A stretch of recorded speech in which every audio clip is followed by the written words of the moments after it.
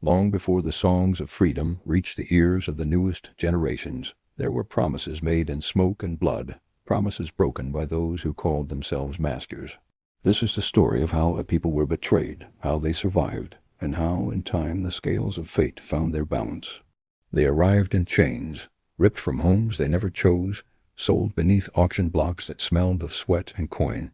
They built the houses and tilled the fields of a nation that taught them to be property, not people. They bent their backs so others might rise. They taught the children of their captors to read by the dim glow of borrowed lanterns, to sew the same gold into uniforms worn by those who called them less than human. Promises were offered, a murmur of mercy, a whisper of gradual freedom, a law written in careful ink.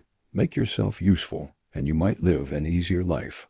But behind those words lay ledger books, ballots stolen, and courts that hid behind robes. Laws that should have shielded were sharpened into chains. When they asked for rights, they were given strings. When they asked for dignity, they were given speeches. Generations learned the language of betrayal. Fathers left with hope for a tomorrow that never came back. Mothers prayed at dawn and wept at dusk while children learned to read the world by rumor.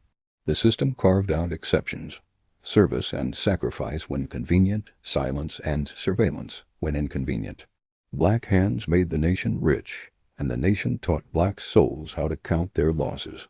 There were betrayals from many faces: politicians who promised reform and held on to seats, sheriffs who swore oaths and kept lists, merchants who clasped hands for business while turning away at dusk.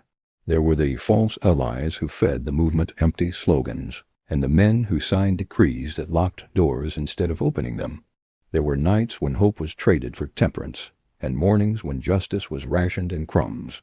And yet, from that bitter soil grew a fierce and quiet resistance. It began in small things: a song hummed under the breath, a story passed from mother to child, a secret school in a loft, a Bible folded into the seams of a mattress. It grew into networks of courage, safe houses, hidden routes, whispered plans. Teachers became strategists. Preachers became the pulse of a movement. In kitchens and basements, plans were stitched together like quilts, patterns of survival, patterns of revolt. The betrayal hardened their resolve. Time and sorrow taught them to watch, to plan, to wait like a coiled spring. They learned the law's every loophole and the land's every back road. They took the education denied to them and turned it into a map. They studied balance and built committees. They learned to use the very tools the betrayers wielded: words, votes, courts, the power of collective refusal. There were nights of blood and days of headlines. There were martyrs whose names were